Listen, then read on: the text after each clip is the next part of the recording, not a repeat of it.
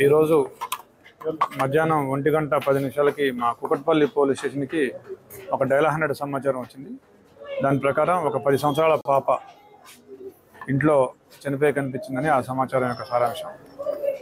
వచ్చి చూడగా ఆ పాప 10 years age and 6th class చదువుతూ ఉంది. సో వాళ్ళ ఇంట్లోనే మంచం మీద పడి ఉంది. సో ఒంటిపై కత్తిపోట్లు ఉన్నాయి. సో ఇప్పుడు ఆ బాడీ చూసాము. తల్లిదండ్రులు చెప్పే వెర్షన్ ఏంటంటే వాళ్ళు 9 o'clockకి ఇద్దరు కూడా జాబ్స్కి వెళ్ళిపోయినారు. వాళ్ళు మళ్ళీ తండ్రి 12:30కి అట్లా బాబుకి బాక్స్ పంపాలని వచ్చి చూడగా పాప శవం బెడ్ మీద కనిపించిందని చెప్తూ ఉన్నాడు. సో బాడీని ఇప్పుడు పిఎంఈకి పంపిస్తూ ఉన్నాము. క్రూజ్ టీమ్ అండ్ మిగతా వాళ్ళు కూడా వాళ్ళ పని వాళ్ళు చేస్తున్నారు. సో పోస్ట్ మార్టం రిపోర్ట్ వచ్చాక మిగతా విషయాలు తెలియజేస్తాం.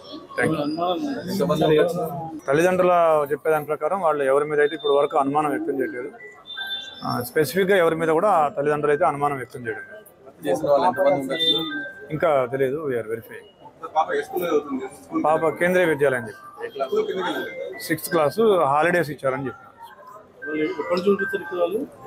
వాళ్ళు వచ్చి ఇక్కడికి 2 years అయినని చెప్తున్నారు. Thank you. రైట్. ఇక ఈ హత్యకు సంబంధించి అనేక అనుమానాలు తలెత్తున్నాయి.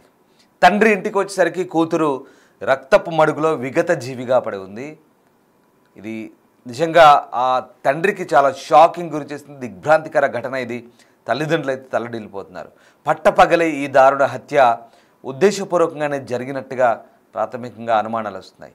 ఎవరు చేశారు, ఎందుకు చేశారు అనేది మాత్రం ఇంకా తేలాల్సి ఉంది. ఇటీవలి కాలంలో కూకట్పల్లిలో కూడా వరుస చోరీలు జరుగుతున్నాయి. మరి ఎవరైనా తెలిసిన వారి పరైనా ఇంట్లో ఎవరూ లేరని చెప్పి లోపలికి చొరబడ్డారా, అసలు ఏంటి? మొత్తం మీద చొరబడ్డ ఆ ఇంట్లో అమ్మాయిని హత్య చేయాల్సినంత దారుణానికి ఎందుకు ఒడిగట్టారనేదే ఇప్పుడు అంత చిక్కని సమస్య. ఇక అనేక అనుమానాలు తలెత్తున్నాయి. ఇంట్లో ఒకవేళ కొడుకుని ఇంట్లో కూడా ఉంచిపోయినా తాము డ్యూటీకి వెళ్ళిన కొడుకును కూడా చంపేవాళ్ళంటూ తండ్రి చెప్తున్నాడు. సో ఇది తెలిసిన వాళ్ళ పనైనా ఎందుకు జరిగింది, అంత బలమైన కారణం ఏంటి హత్యకు అనేది మాత్రం ఇంకా ఒక సందేహంగానే మిగులుతోంది. పోలీసుల దర్యాప్తులో వివరాలు వెల్లడించే అవకాశం కనిపిస్తుంది. సో బాలికపై కన్నేసిన వారి పనిచేశారా, లేదా ఎవరైనా దొంగల పనా, లేదా ఇతరత్ర కలహాలు ఏమైనా ఉన్నాయా? పనిచేసే చోట ఎలాంటి కలహాలు లేవంటున్నారు, శత్రువులు లేవంటున్నారు. ఈ చుట్టుపక్కల కూడా ఎవరి శత్రువులు లేవరంటూ ఓనర్ కూడా క్లెయిమ్ చేస్తున్నాడు. మరి ఏం జరిగింది, ఎందుకు ఈ హత్య జరిగింది, ఈ హత్యకు సంబంధించి ఆ బాలిక తండ్రి ఏమంటున్నాడు, ఒకసారి ఆ వివరాలు చూద్దాం.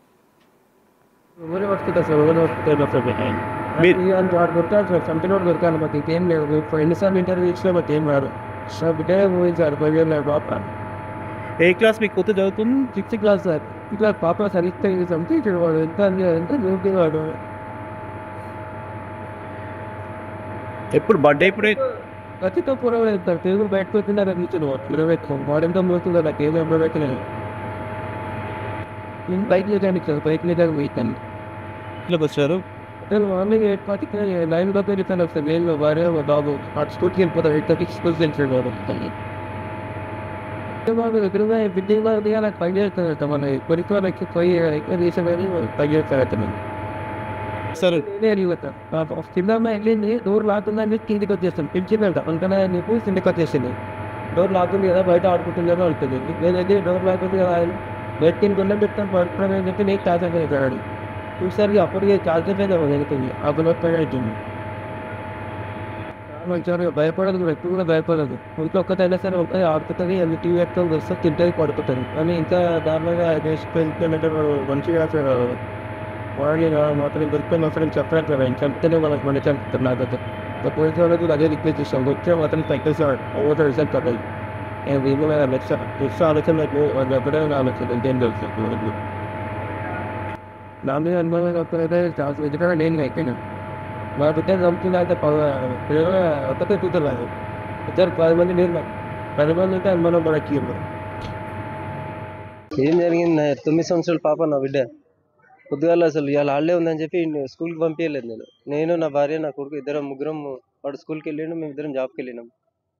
నాకు 11 o'clock ఇంటికి రావాలనిపించింది. కానీ 12:30కి టీచర్ ఫోన్ చేసింది. నా కొడుకు స్కూల్ టీచర్ టిఫిన్ బాక్స్ ఇవ్వలేదని చెప్తే సరే వస్తున్నా మేడం అని చెప్పి నేను మా భార్యకి ఫోన్ చేసినాను. ఫోన్ చేస్తే టిఫిన్ బాక్స్ పంపించలేదంట చూడంటే ఇంటి కింద రెంటర్ ఉంటా ప్రియాంక అని ఆమెకు ఫోన్ చేస్తే ఆమె పైకి వెళ్ళి చూస్తే డోర్ లాక్ ఉంది, బయటికి వెళ్ళిందేమో ఆడుకోనికి అని చెప్పిందంట ఆమెకు. అదే ఫోన్లో నాకు చెప్పింది ఆమె, నా భార్య. ఇంటికి వచ్చి చూసేసరికి డోర్ లాక్ ఉంది. డోర్ లాక్ ఓపెన్ చేసి చూస్తే అది పడుకొని ఉన్నది పాప. పడుకుంది అని చెప్పి డోర్ లాక్ చేసుకుని వండుకుంది అని చెప్పి చేయి కదిలిస్తే మొత్తం బ్లడ్ అంతా బయటకు వచ్చేసి, టీ షర్ట్ ఓపెన్ చూస్తే మొత్తం ఇట్లా పేగులు బయటకు వచ్చాయి. పడనోళ్ళు అంటే ఎవరున్నారు సార్ పడనోళ్ళు? మేమంతా పొద్దుగా లేచి వెళ్ళిపోతా జాబ్కి. నేను ఆ పిల్లలు ఆడుకుంటారు చేస్తారు, వాళ్ళకి తెలియదు. అనుమానం ఏం లేదు, చేసిన వాళ్ళు అక్కడక్కడ చుట్టుపక్కల చేస్తారు. అనుమానం అంటే ఎవరి మీద అనుమానం పడతారు? మేము ఉన్నప్పుడైతే రాము, మేము ఉన్నప్పుడైతే ఎవరు రారు, లేనప్పుడు ఆ పిల్లలతో ఏం ఆడుకుంటారు ఏందో వాళ్ళ చుట్టుపక్కల చేసిండొచ్చు వాళ్ళంతా.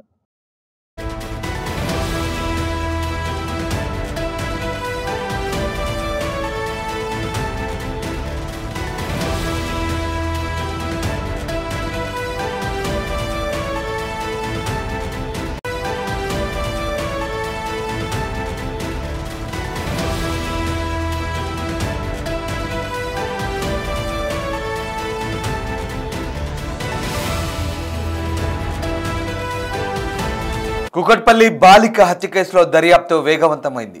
నిందితుల కోసం 4 బృందాలు గాలిస్తున్నాయి. తెలిసిన వారే దారుణానికి పాల్పడినట్లుగా అనుమానిస్తున్నారు. ఇక పోలీసుల అదుపులో ఓ అనుమానితుడు ఉన్నట్టుగా తెలుస్తుంది. ఇంటి పరిసర ప్రాంతాల్లోని సీసీ కెమెరాలను పోలీసులు క్షుణ్ణంగా పరిశీలిస్తున్నారు. ఆధారాలు సేకరించింది డాగ్ స్క్వాడ్ క్లూస్ టీమ్. ఇక తెలిసిన వారి పనేనని పోలీసులు ప్రాథమికంగా నిర్ధారించారు. గాంధీ ఆసుపత్రిలో బాలికకు పోస్టుమార్టం పూర్తి చేశారు. సంగారెడ్డి జిల్లా మునిపల్లి మండలంలోని మక్త క్యాసారం గ్రామానికి మృతదేహాన్ని తరలించారు.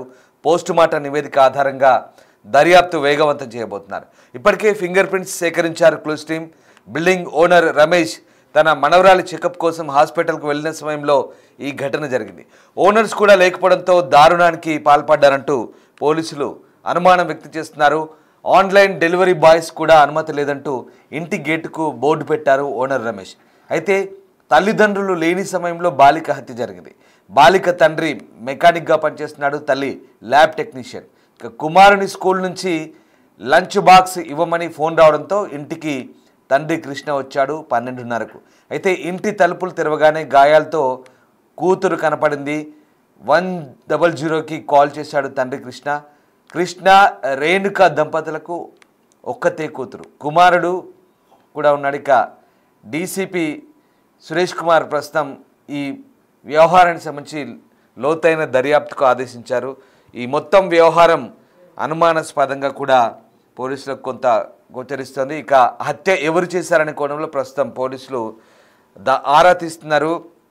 నిన్నంతా కూడా డాగ్ స్క్వాడ్తో ఆ ప్రాంతంలో శోధించినప్పుడు పోలీస్ జాగ్లాలు కొంత దూరం వరకు వెళ్ళి సమీపంలోని సాయిబాబా ఆలయం దగ్గర ఆగినట్టుగా తెలుస్తుంది. అయితే 4వ అంతస్తులో ఉన్న ఆ పెంట్ హౌస్లోకి ఎవరు వెళ్ళారు, అసలు ఏం జరిగిందనే కోణంలో ప్రస్తుతం పోలీసులు అయితే ఆరా తీస్తున్నారు. ఇది తెలిసిన వారి పనేనా, ఏం జరిగిందనే కోణంలో ప్రస్తుతం అయితే పోలీసులు లోతైన దర్యాప్తు చేస్తున్నారు. అయితే తమకు ఎవరు శత్రువులు లేరని బాలిక తల్లిదండ్రులు